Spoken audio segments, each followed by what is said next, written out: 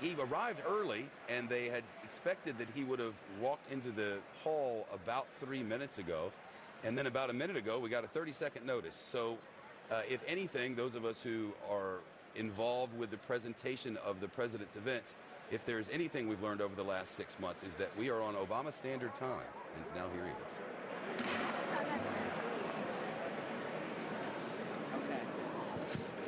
Mr. Speaker, the President of the United States.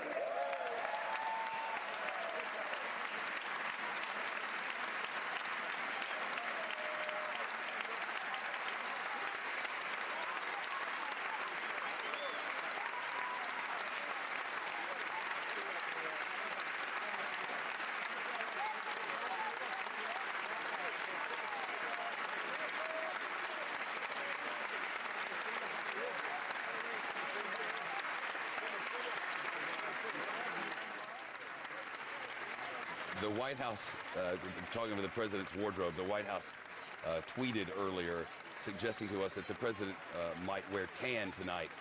They sent out a tweet that said, "Yes, we tan," with a nod to Si Se Puede from back to campaign days, and had a picture of a tan suit there, and Chris Wallace looked at it and said, "No, he will not." Well, if he had, we'd be talking about the suit tonight instead of his policy message. It is interesting. That, of course, was the suit that he wore this summer when he said we didn't yet have a strategy for fighting ISIS, and he came under heat for the comments and for the wardrobe. He obviously is sticking to a more conservative and I guess you'd say presidential wardrobe. Can I just say, I point this out every time, but I'm always fascinated by it. The people on both sides of the aisle are known informally as aisle hogs, and they literally get there early, these members of Congress, hours ahead of time, just so they can be there. They can exchange words for the president, not so coincidentally. They can be seen on camera exchanging words for the president, and they literally sit there in those chosen seats on the aisle for hours, just so they can get this moment of up close and personal with the president and with the TV audience. My father does that as well for Ole Miss football games. He has to get there 3 hours early to get a good seat.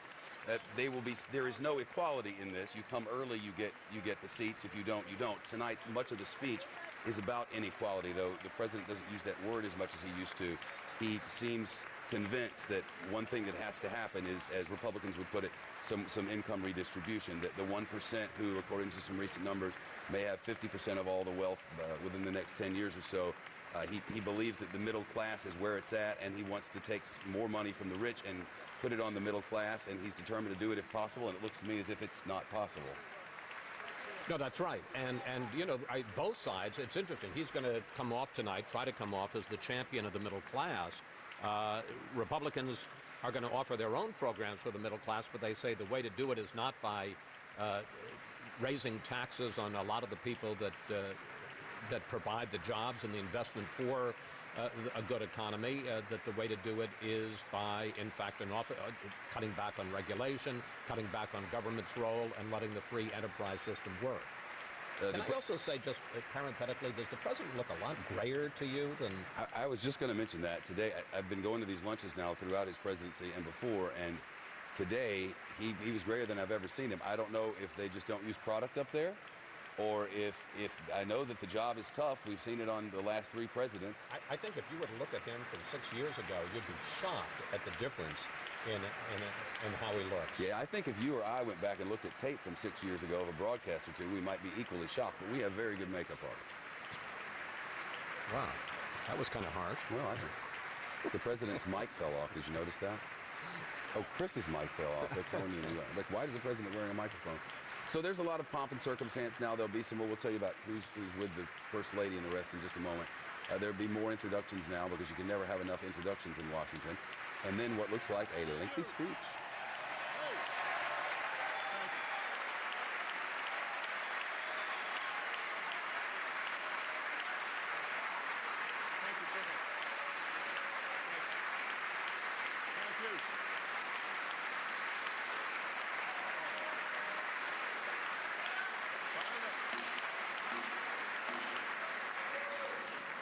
Members of Congress, I have the high privilege and distinct honor of presenting to you the President of the United States.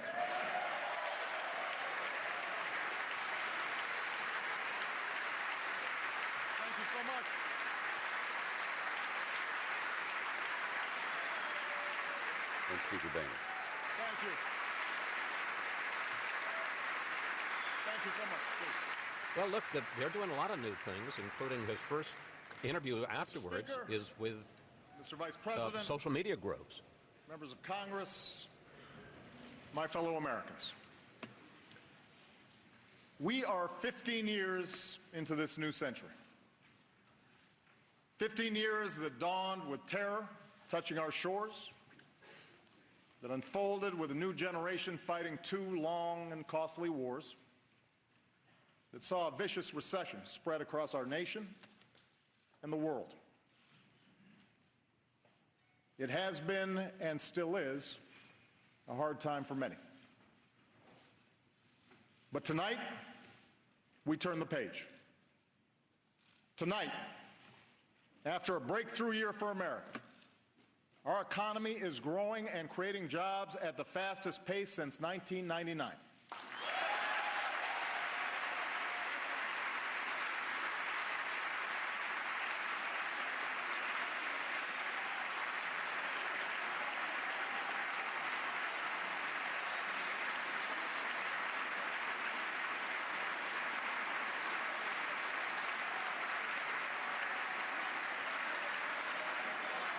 Our unemployment rate is now lower than it was before the financial crisis.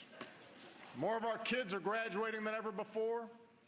More of our people are insured than ever before.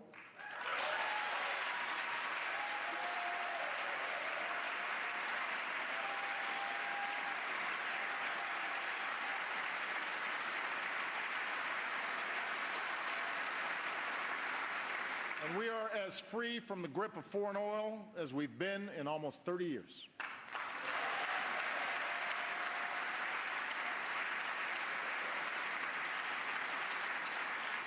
Tonight, for the first time since 9/11, our combat mission in Afghanistan is over.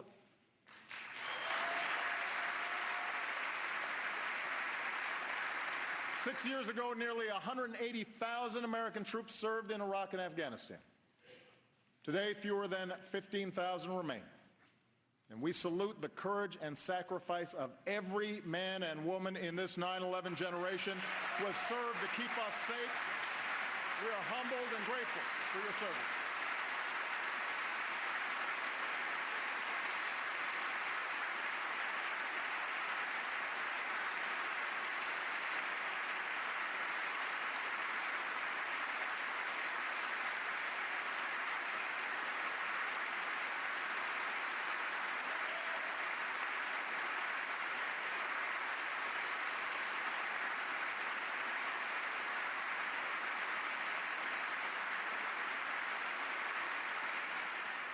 America, for all that we have endured, for all the grit and hard work required to come back, for all the tasks that lie ahead, know this: the shadow of crisis has passed, and the state of the union is strong.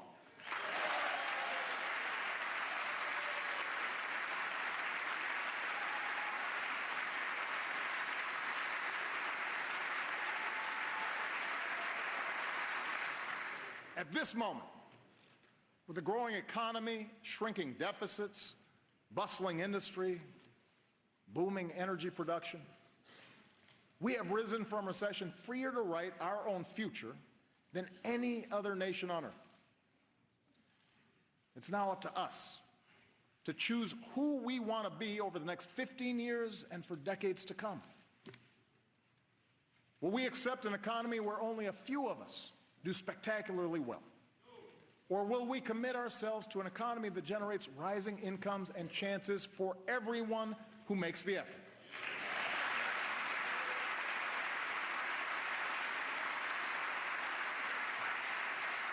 Will we approach the world fearful and reactive, dragged into costly conflicts that strain our military and set back our standing?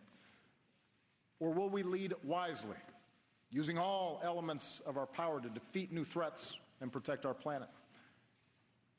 Will we allow ourselves to be sorted into factions and turned against one another? Or will we recapture the sense of common purpose that has always propelled America forward? In 2 weeks, I will send this Congress a budget filled with ideas that are practical, not partisan. And in the months ahead, I'll crisscross the country making a case for those ideas. So tonight, I want to focus less on a checklist of proposals and focus more on the values at stake in the choices before us. It begins with our economy. 7 years ago, Rebecca and Ben Earler of Minneapolis were newlyweds.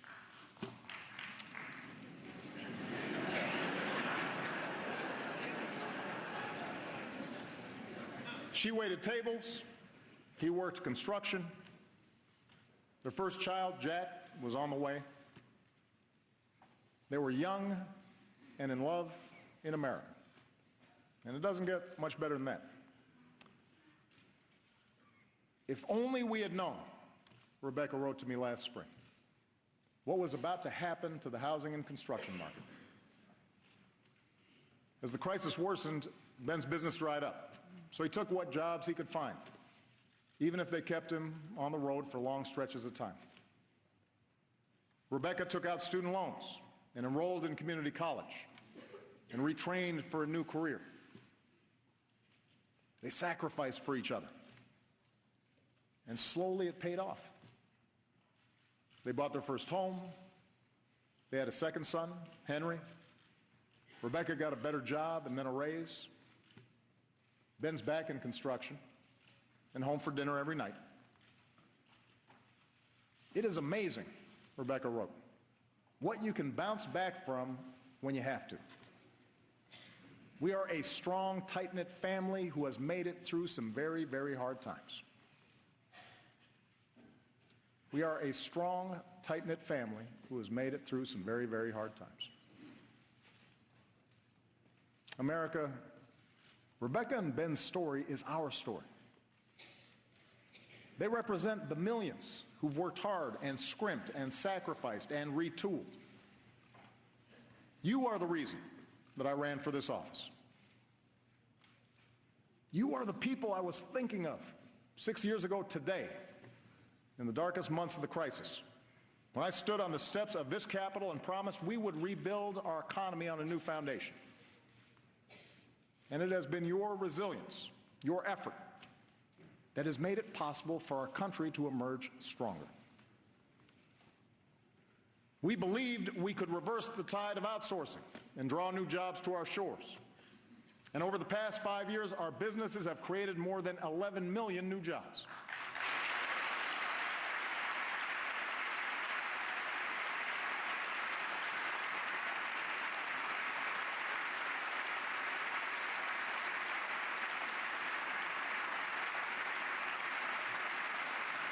We believed we could reduce our dependence on foreign oil and protect our planet.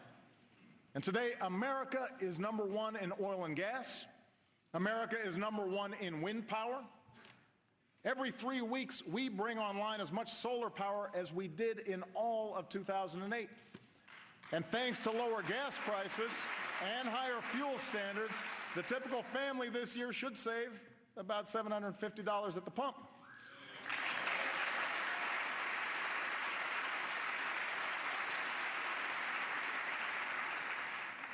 We believed we could prepare our kids for a more competitive world. And today, our younger students have earned the highest math and reading scores on record. Our high school graduation rate has hit an all-time high. More Americans finish college than ever before.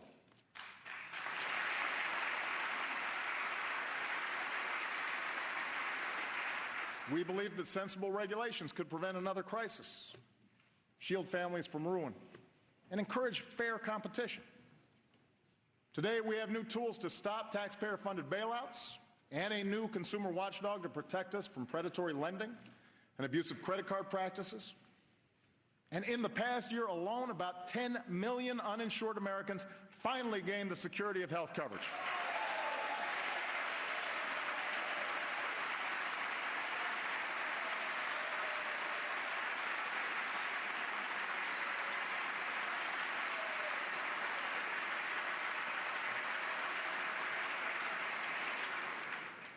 At every step, We were told our goals were misguided or too ambitious, that we would crush jobs and explode deficits. Instead, we've seen the fastest economic growth in over a decade, our deficits cut by 2/3, a stock market that has doubled, and healthcare inflation at its lowest rate in 50 years.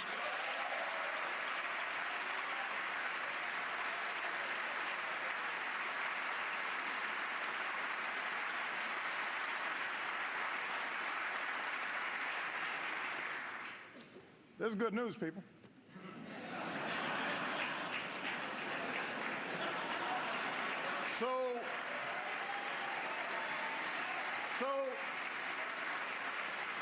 So the verdict is clear.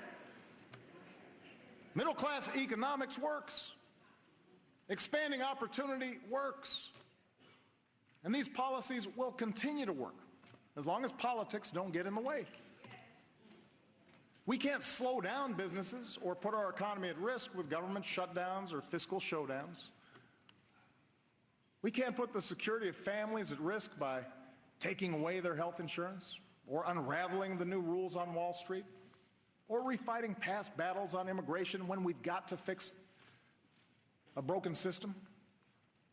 And if a bill comes to my desk that tries to do any of these things, I will veto it. It will have earned my veto.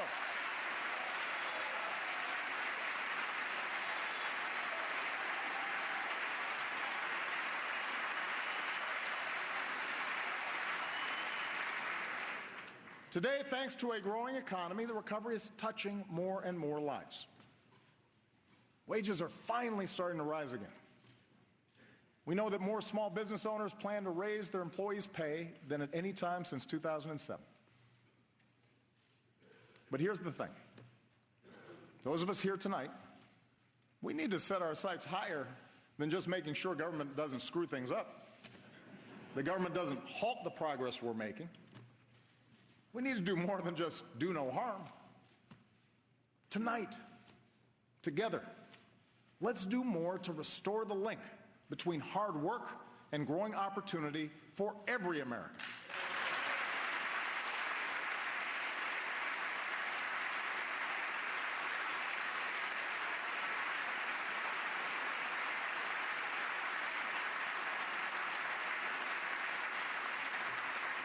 Because families like Rebecca's still need our help. She and Ben are working as hard as ever. But they've had to forego vacations and a new car so that they can pay off student loans and save for retirement. Friday night pizza, that's a big splurge. Basic child care for Jack and Henry costs more than their mortgage and almost as much as a year at the University of Minnesota. Like millions of hardworking Americans, Rebecca isn't asking for a handout, but she is asking that we look for more ways to help families get ahead. And in fact, at every moment of economic change throughout our history, this country has taken bold action to adapt to new circumstances and to make sure everyone gets a fair shot. We set up worker protections, Social Security, Medicare, Medicaid, to protect ourselves from the harshest adversity. We gave our citizens schools and colleges, infrastructure, and the internet, tools they needed to go as far as their efforts and their dreams will take them. That's what middle-class economics is. The idea that this country does best when everyone gets their fair shot. Everyone does their fair share. Everyone plays by the same set of rules.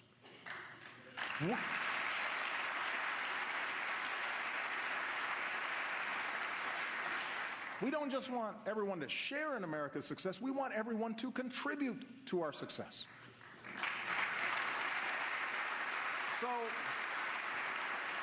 So what does middle-class economics require in our time? First, middle-class economics means helping working families feel more secure in a world of constant change. It means helping folks afford childcare, college, health care, a home, retirement. And my budget will address each of these issues lowering the taxes of working families and putting thousands of dollars back into their pockets each year.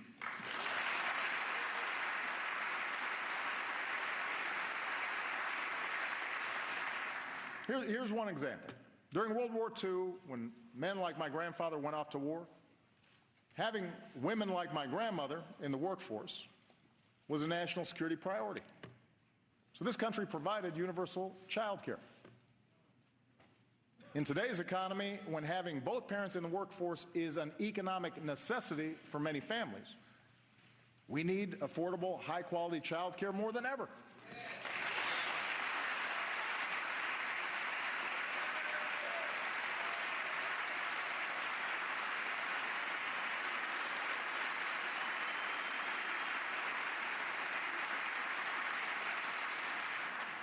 It's not a nice to have. It's a must-have. So it's time we stop treating child care as a side issue or as a women's issue and treat it like the national economic priority that it is for all of us.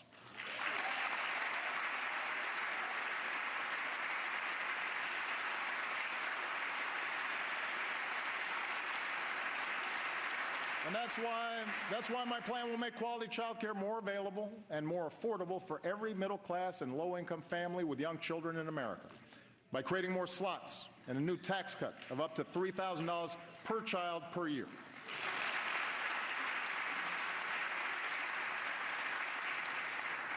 Here's another example. Today, we are the only advanced country on earth that doesn't guarantee paid sick leave or paid maternity leave to our workers. 43 million workers have no paid sick leave. 43 million.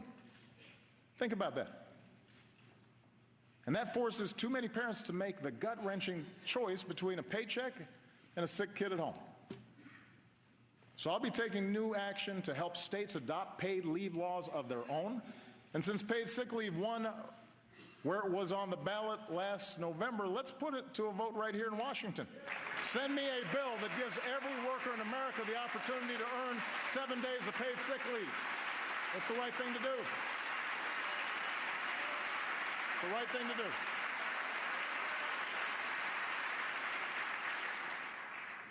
Of course, nothing helps families make ends meet like higher wages. That's why this Congress still needs to pass a law that makes sure a woman is paid the same as a man for doing the same work.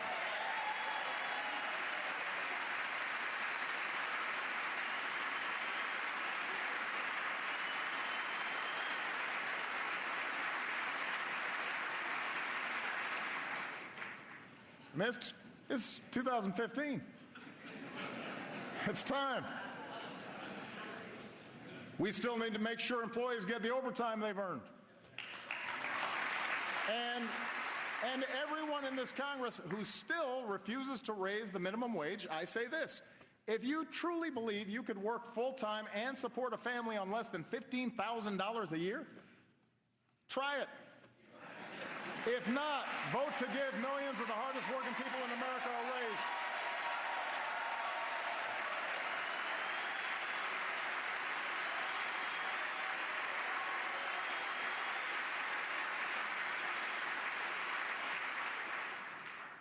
Now, these ideas won't make everybody rich, won't relieve every hardship. That's not the job of government. To give working families a fair shot, we still need more employers to see beyond next quarter's earnings and recognize that investing in their workforce is in their company's long-term interest. We still need laws that strengthen rather than weaken unions and give American workers a voice. But you know, things like child care and sick leave and equal pay, things like lower mortgage premiums and a higher minimum wage, these ideas will make a meaningful difference in the lives of millions of families. That's a fact. And that's what all of us, Republicans and Democrats alike, were sent here to do. Now, second, to make sure folks keep earning higher wages down the road, we have to do more to help Americans upgrade their skills. You know, America thrived in the 20th century because we made high school free, sent a generation of GIs to college, trained the best workforce in the world. We were ahead of the curve. But other countries caught on. And in a 21st century economy that rewards knowledge like never before, we need to up our game. We need to do more. By the end of this decade, 2 in 3 job openings will require some higher education. 2 in 3. And yet we still live in a country where too many bright, striving Americans are priced out of the education they need. It's not fair to them, and it's sure not smart for our future. And that's why I'm sending this Congress a bold new plan to lower the cost of community college to zero.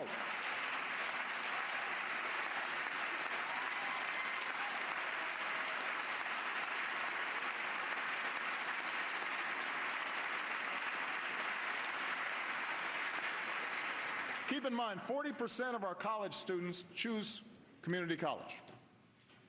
Some are young and starting out. Some are older and looking for a better job. Some are veterans and single parents trying to transition back into the job market. Whoever you are, this plan is your chance to graduate ready for the new economy without a load of debt. Understand, you've got to earn it. You've got to keep your grades up and graduate on time. Tennessee, a state with Republican leadership, and Chicago, a city with Democratic leadership, are showing that free community college is possible. I want to spread that idea all across America so that 2 years of college becomes as free and universal in America as high school is today.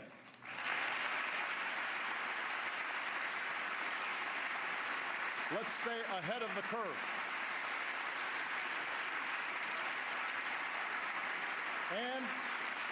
And I want to work with this Congress to make sure those already burdened with student loans can reduce their monthly payments so that student debt doesn't derail anyone's dreams. Thanks to Vice President Biden's great work to update our job training system, we're connecting community colleges with local employers to train workers to fill high-paying jobs like coding and nursing and robotics.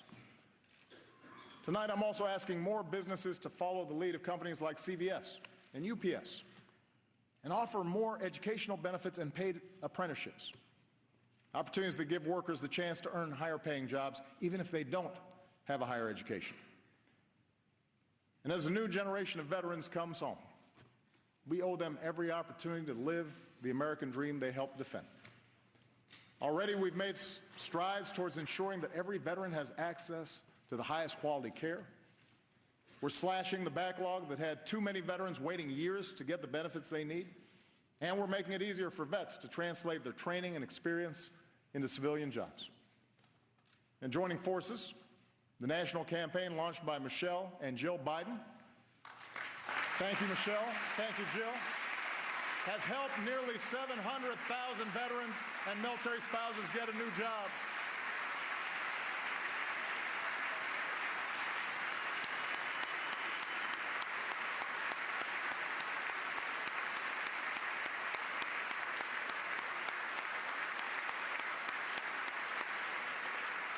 So to every CEO in America, let me repeat, if you want somebody who's going to get the job done and done right, hire a veteran.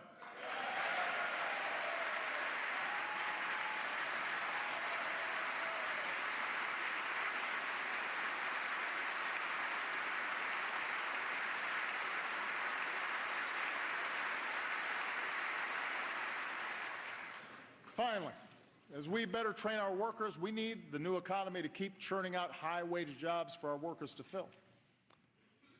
Since 2010, America has put more people back to work than Europe, Japan, and all advanced economies combined.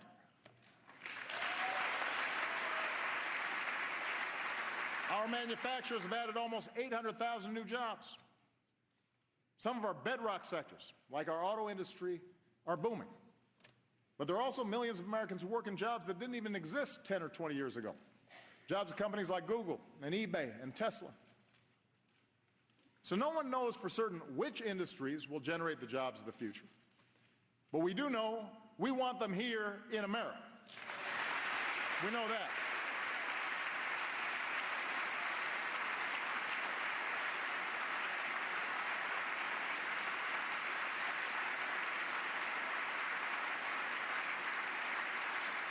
And that's why the third part of middle-class economics is all about building the most competitive economy anywhere. The place where businesses want to locate and hire. 21st century businesses need 21st century infrastructure, modern ports and stronger bridges, faster trains, and the fastest internet. Democrats and Republicans used to agree on this. So let's set our sights higher than a single oil pipeline. Let's pass a bipartisan infrastructure plan that could create more than 30 times as many jobs per year and make this country stronger for decades to come. Let's do it. Let's get it done. Let's get it done. 21st century businesses, including small businesses, need to sell more American products overseas. Today, our businesses export more than ever, and exporters tend to pay their workers higher wages. But as we speak, China wants to write the rules for the world's fastest growing region. That would put our workers and our businesses at a disadvantage. Why would we let that happen? We should write those rules. We should level the playing field. That's why I'm asking both parties to give me trade promotion authority to protect American workers with strong new trade deals from Asia to Europe that aren't just free, but are also fair. It's the right thing to do.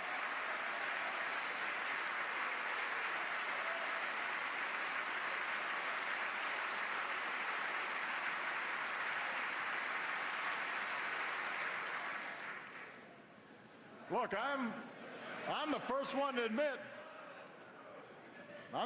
admit that past trade deals haven't always lived up to the hype. And that's why we've gone after countries that break the rules at our expense. But 95% of the world's customers live outside our borders. We can't close ourselves off from those opportunities. More than half of manufacturing executives have said they're actively looking to bring jobs back from China. So let's give them one more reason to get it done. 21st century businesses will rely on American science and technology, research and development. I want the country that eliminated polio and mapped the human genome to lead a new era of medicine, one that delivers the right treatment at the right time.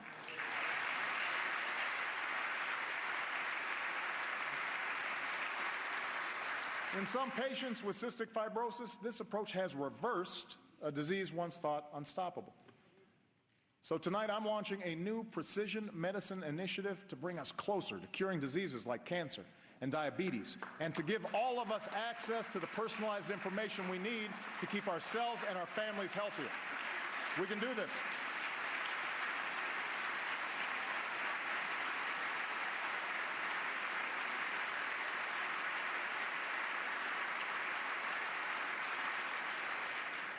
I intend to protect a free and open internet, extend its reach to every classroom and every community, and help folks build the fastest networks so that the next generation of digital innovators and entrepreneurs have the platform to keep reshaping our world. I want Americans to win the race for the kinds of discoveries that unleash new jobs, converting sunlight into liquid fuel, creating revolutionary prosthetics so that a veteran who gave his arms for his country can play catch with his kids again. Pushing out into the solar system, not just to visit, but to stay. Now, last month we launched a new spacecraft as part of a re-energized space program that will send American astronauts to Mars. And in 2 months, to prepare us for those missions, Scott Kelly will begin a year-long stay in space. So good luck, Captain. Make sure to Instagram it. We're proud of you.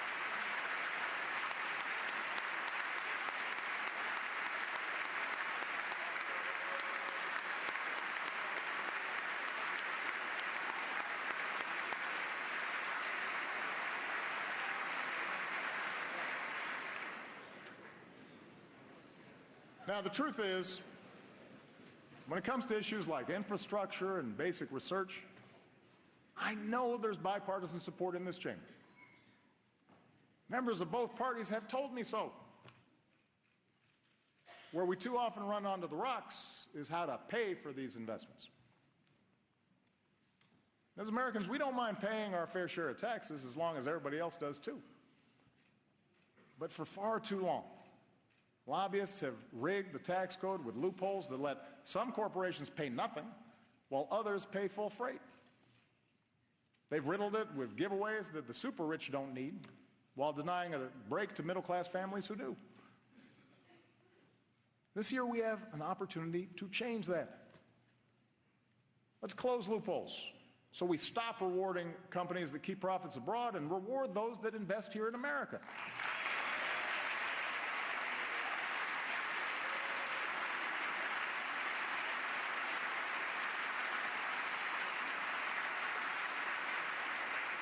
Let's use those savings to rebuild our infrastructure and to make it more attractive for companies to bring jobs home. Let's simplify the system and let a small business owner file based on her actual bank statement instead of the number of accountants she can afford.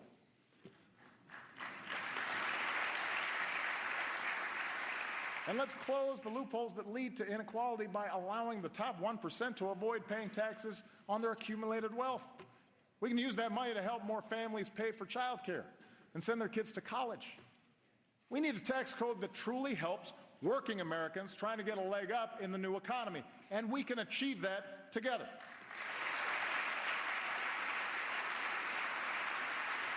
We can achieve it together.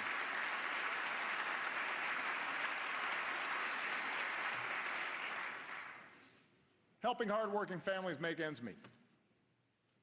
Giving them the tools they need for good-paying jobs in this new economy. Maintaining the conditions of growth and competitiveness.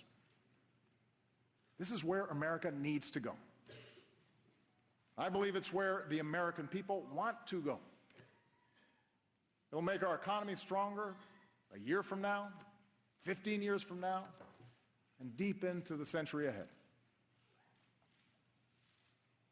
Of course, if there's one thing this new century has taught us, is that we cannot separate our work here at home from challenges beyond our shores. My first duty as Commander-in-Chief is to defend the United States of America. In doing so, the question is not whether America leads in the world, but how.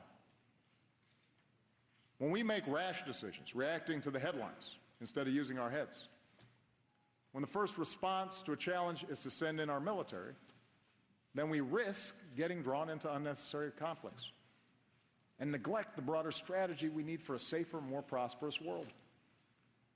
That's what our enemies want us to do. I believe in a smarter kind of American leadership. We lead best when we combine military power with strong diplomacy, when we leverage our power with coalition building, when we don't let our fears blind us to the opportunities that this new century presents. That's exactly what we're doing right now. And around the globe, it is making a difference.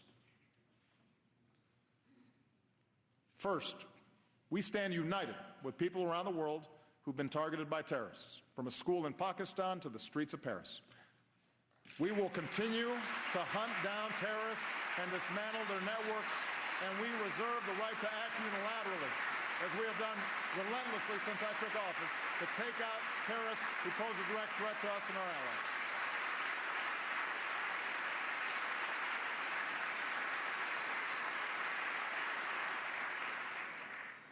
At the same time, we've learned some costly lessons over the last 13 years. Instead of Americans patrolling the valleys of Afghanistan, we've trained their security forces, who've now taken the lead. And we've honored our troops' sacrifice by supporting that country's first democratic transition. Instead of sending large ground forces overseas, we're partnering with nations from South Asia to North Africa to deny safe haven to terrorists who threaten America. In Iraq and Syria, American leadership, including our military power, is stopping ISIL's advance. Instead of getting dragged into another ground war in the Middle East, we are leading a broad coalition, including Arab nations, to degrade and ultimately destroy this terrorist group. We're also supporting a moderate opposition in Syria that can help us in this effort, and assisting people everywhere who stand up to the bankrupt ideology of violent extremism. Now, this effort will take time. It will require focus. But we will succeed. And tonight I call on this Congress to show the world that we are united in this mission by passing a resolution to authorize the use of force against ISIL. We need that authority.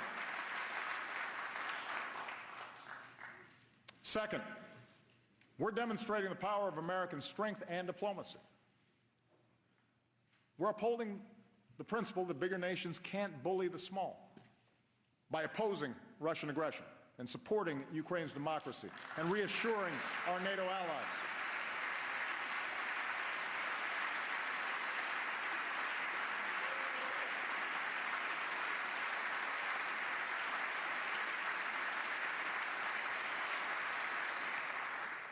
Last year, as we were doing the hard work of imposing sanctions along with our allies, as we were reinforcing our presence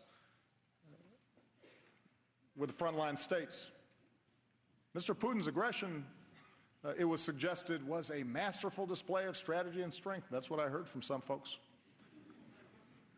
Well, today, it is America that stands strong and united with our allies, while Russia is isolated with its economy in tatters. That's how America leads. Not with bluster, but with persistent, steady resolve.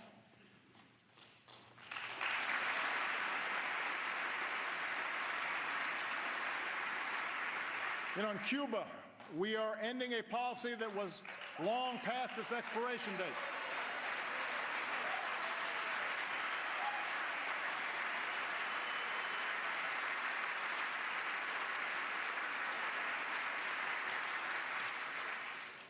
When what you're doing doesn't work for 50 years, it's time to try something new. And our shift in Cuba policy has the potential to end a legacy of mistrust in our hemisphere. It removes a phony excuse for restrictions in Cuba, stands up for democratic values, and extends the hand of friendship to the Cuban people. And this year, Congress should begin the work of ending the embargo.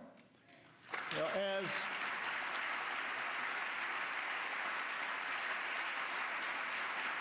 His Holiness Pope Francis has said, diplomacy is the work of small steps. These small steps have added up to new hope for the future in Cuba. And after years in prison, we are overjoyed that Alan Gross is back where he belongs. Welcome home, Alan. We're glad you're here.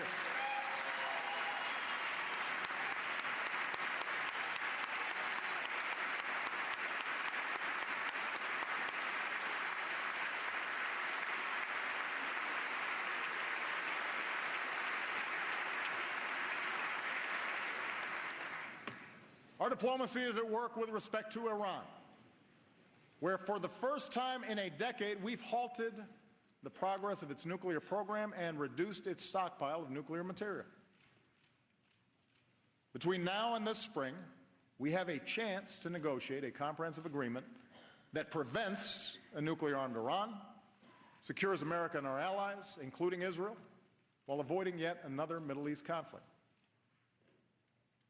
There are no guarantees that negotiations will succeed. And I keep all options on the table to prevent a nuclear Iran.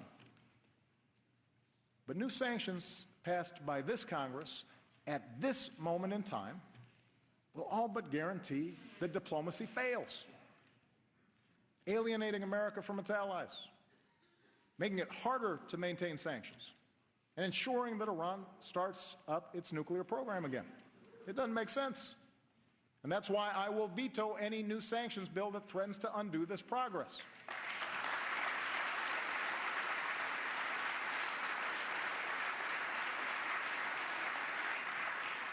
The American people expect us only to go to war as a last resort. And I intend to stay true to that wisdom. Third, we're looking beyond the issues that have consumed us in the past to shape the coming century.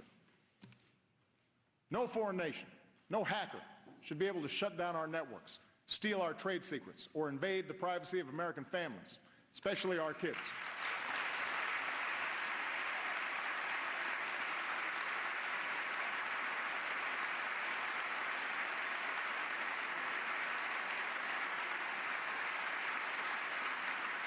So we're making sure our government integrates intelligence to combat cyber threats, just as we have done to combat terrorism.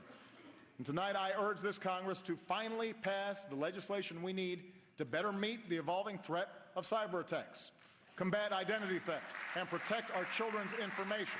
That should be a bipartisan effort.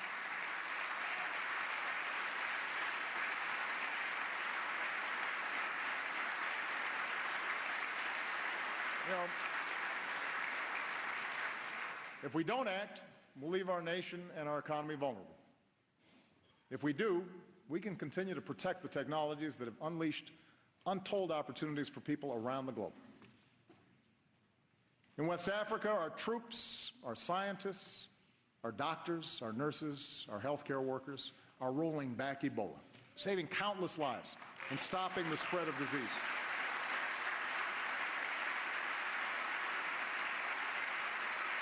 I could not be prouder of them. And I thank this Congress for your bipartisan support of their efforts. But the job is not yet done. And the world needs to use this lesson to build a more effective global effort to prevent the spread of future pandemics, invest in smart development, and eradicate extreme poverty. In the Asia Pacific, we are modernizing alliances while making sure that other nations play by the rules in how they trade, how they resolve maritime disputes, how they participate in meeting common international challenges like nonproliferation and disaster relief. And no challenge poses a greater threat to future generations than climate change. –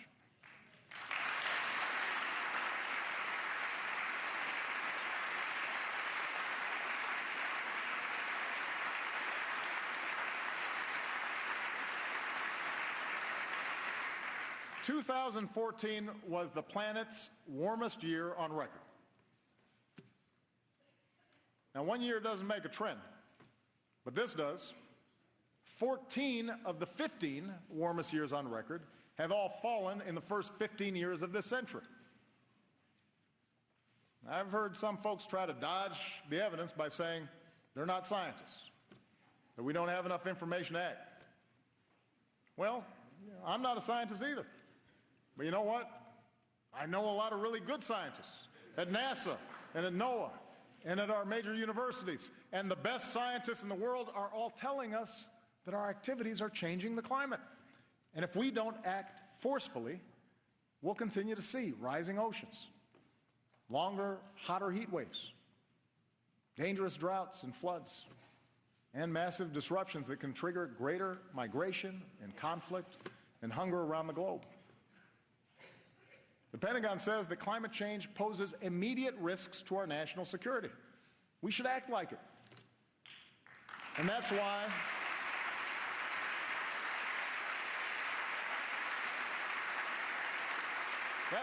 over the past 6 years, we've done more than ever to combat climate change, from the way we produce energy to the way we use it. That's why we've set aside more public lands and waters than any administration in history. And that's why I will not let this Congress endanger the health of our children by turning back the clock on our efforts. I am determined to make sure that American leadership drives international action.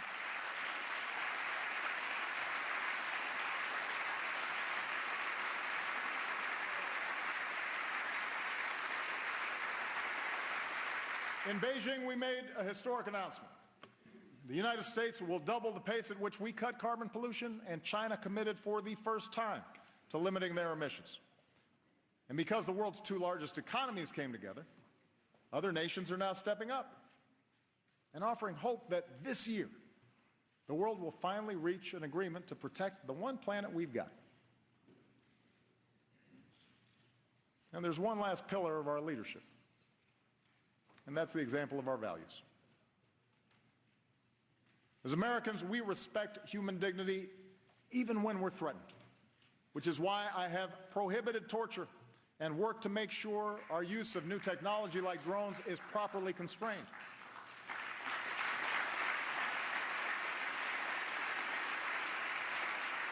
It's why we speak out against the deplorable anti-Semitism that has resurfaced in certain parts of the world.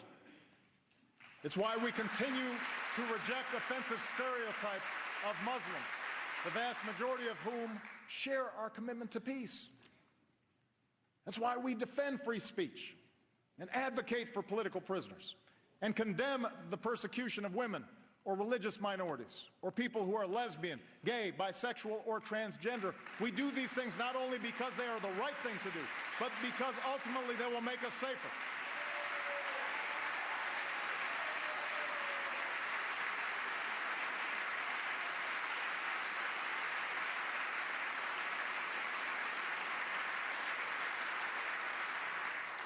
As Americans, we have a profound commitment to justice. So it makes no sense to spend $3 million per prisoner to keep open a prison that the world condemns and terrorists use to recruit. Since I've been president, we've worked responsibly to cut the population of Gitmo in half.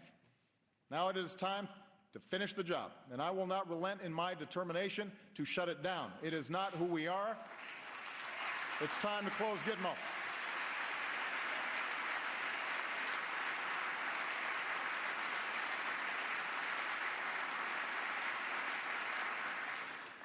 As Americans, we cherish our civil liberties, and we need to uphold that commitment if we want maximum cooperation from other countries and industry in our fight against terrorist networks.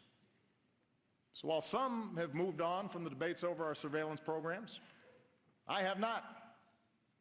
As promised, our intelligence agencies have worked hard with the recommendations of privacy advocates to increase transparency and build more safeguards against potential abuse. And next month, we'll issue a report on how we're keeping our promise to keep our country safe while strengthening privacy. Looking to the future instead of the past. Making sure we match our power with diplomacy and use force wisely. Building coalitions to meet new challenges and opportunities. Leading always with the example of our values. That's what makes us exceptional. That's what keeps us strong. That's why we have to keep striving to hold ourselves to the highest of standards, our own. You know, just over a decade ago, I gave a speech in Boston where I said there wasn't a liberal America or a conservative America, a black America or a white America, but a United States of America. I said this because I had seen it in my own life, in a nation that gave someone like me a chance. Because I grew up in Hawaii, a melting pot of races and customs. Because I made Illinois my home. A state of small towns, rich farmland, one of the world's great cities. A microcosm of the country where Democrats and Republicans and independents, good people of every ethnicity and every faith, share certain bedrock values. Over the past 6 years, the pundits have pointed out more than once that my presidency hasn't delivered on this vision. How ironic, they say, that our politics seems more divided than ever. It's held up as proof, not just of my own flaws, of which there are many, but also as proof that the vision itself is misguided, naive, that there are too many people in this town who actually benefit from partisanship and gridlock for us to ever do anything about it. I know how tempting such cynicism may be, but I still think the cynics are wrong. I still believe that we are one people. I still believe that together we can do great things, even when the odds are long. I believe this because over and over In my 6 years in office, I have seen America at its best. I've seen the hopeful faces of young graduates from New York to California, and our newest officers at West Point, Annapolis, Colorado Springs, New London. I've mourned with grieving families in Tucson and Newtown, in Boston, in West Texas, and West Virginia.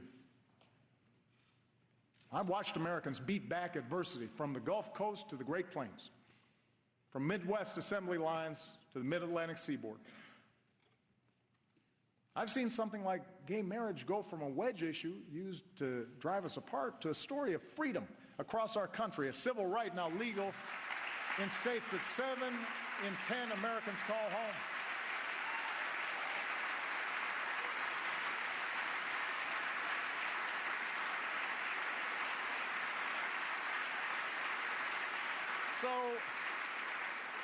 So I know the good and optimistic and big-hearted generosity of the American people, who every day live the idea that we are our brother's keeper and our sister's keeper. And I know they expect those of us who serve here to set a better example. So the question for those of us here tonight is how we, all of us, can better reflect America's hopes. I've served in Congress with many of you. I know many of you well. There are a lot of good people here on both sides of the aisle. And many of you have told me that this isn't what you signed up for. Arguing past each other on cable shows, the constant fundraising, always looking over your shoulder at how the base will react to every decision. Imagine if we broke out of these tired old patterns. Imagine if we did something different. Understand, a better politics isn't one where Democrats abandon their agenda or Republicans simply embrace mine. A better politics is one where we appeal to each other's basic decency instead of our basest fears. A better politics is one where we debate without demonizing each other, where we talk issues and values and principles and facts rather than gotcha moments or trivial gaffes or fake controversies that have nothing to do with people's daily lives.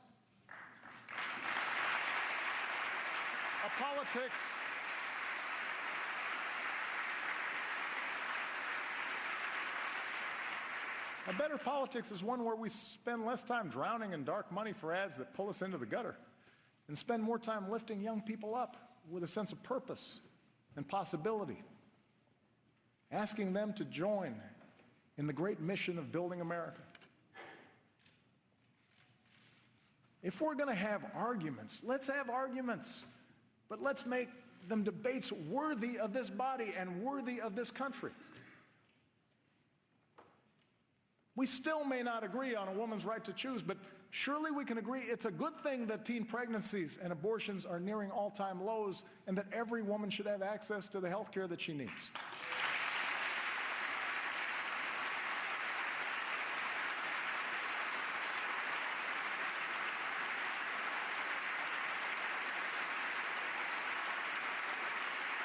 Yes, passions still fly on immigration, but surely we can all see something of ourselves in the striving young student and agree that no one benefits when a hardworking mom is snatched from her child, and that it's possible to shape a law that upholds our tradition as a nation of laws and a nation of immigrants. I've talked to Republicans and Democrats about that. That's something that we can share. We may go at it in campaign season, but surely we can agree that the right to vote is sacred, that it's being denied to too many, and that on this 50th anniversary of the Great March from Selma to Montgomery and the passage of the Voting Rights Act, we can come together, Democrats and Republicans, to make voting easier for every single American.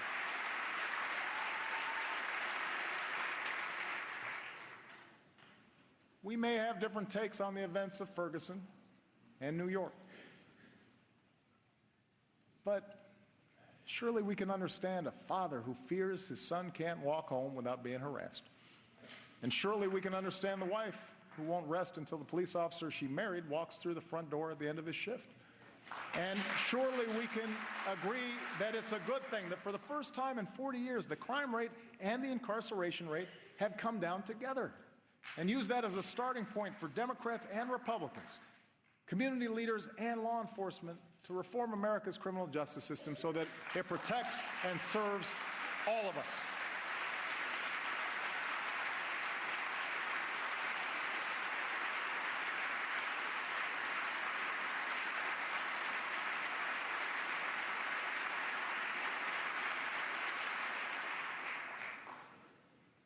That's a better politics.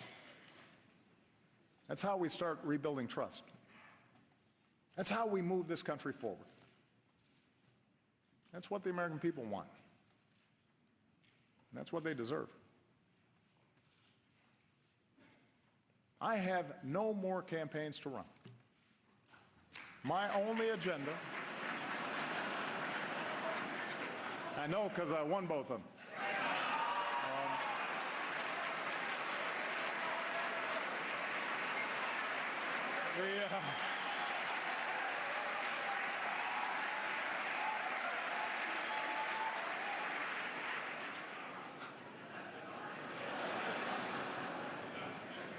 My only agenda for the next 2 years is the same as the one I've had since the day I swore an oath on the steps of this Capitol. To do what I believe is best for America. If you share the broad vision I outlined tonight, I ask you to join me in the work at hand. If you disagree with parts of it, I hope you'll at least work with me where you do agree. And I commit to every Republican here tonight that I will not only seek out your ideas, I will seek to work with you to make this country stronger.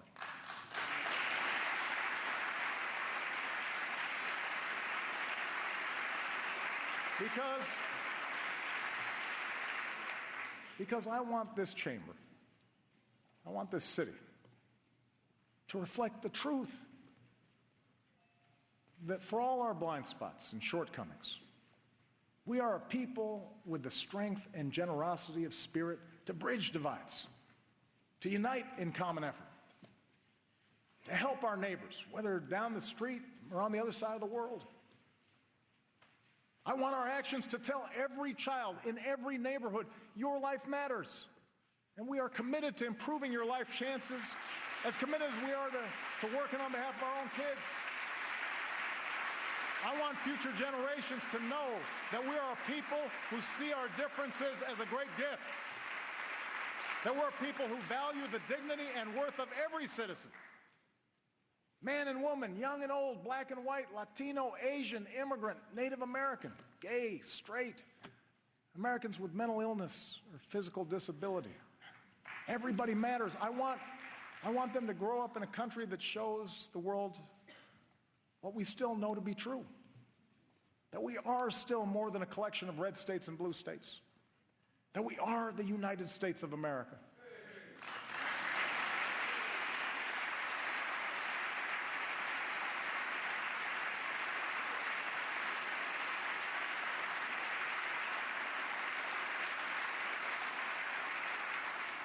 I want them to grow up in a country where a young mom can sit down and write a letter to her president with a story that sums up these past 6 years. It's amazing what you can bounce back from when you have to. We are a strong, tight-knit family who's made it through some very, very hard times. My fellow Americans, we too are a strong, tight-knit family. We too have made it through some hard times. 15 years into this new century, we have picked ourselves up, dusted ourselves off, and begun again the work of remaking America. We have laid a new foundation. A brighter future is ours to write. Let's begin this new chapter together. And let's start the work right now. Thank you. God bless you. God bless this country we love. Thank you.